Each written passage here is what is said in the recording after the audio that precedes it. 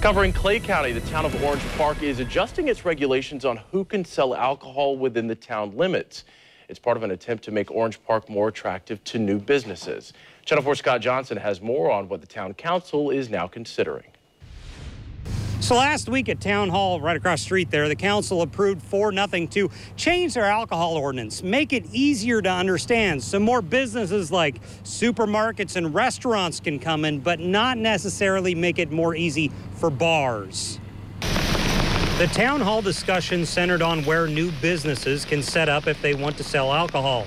The goal by city leaders is to get a straightforward ordinance that doesn't scare someone who wants to set up a business and to prevent excessive accumulation of bars, and it would allow restaurants and grocery stores to be treated differently. I talked to locals who say they support this, but others like William Conyers, who attends church in Orange Park, wants to make sure this doesn't affect the ordinance the way it bans the sale of alcohol within 500 feet of a school or church. Bars, depending on who comes, who you draw, it could be a concern because there's also a school right around the corner here.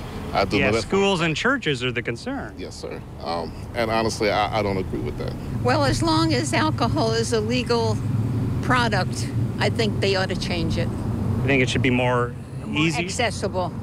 Hey, I don't drink. If somebody wants to drink and they drink responsibly, it doesn't bother me. The 500-foot buffer from a church or school remains for bars, but new restaurants that serve mostly food could be closer. There was also some confusion. For instance, the owner of Urban Bean Coffee House on Park Street asked whether he could serve alcohol, being that he has a drive-through. The town attorney says that wouldn't matter under this ordinance. Locals hope the council finds a good balance between building business and building a family-friendly town.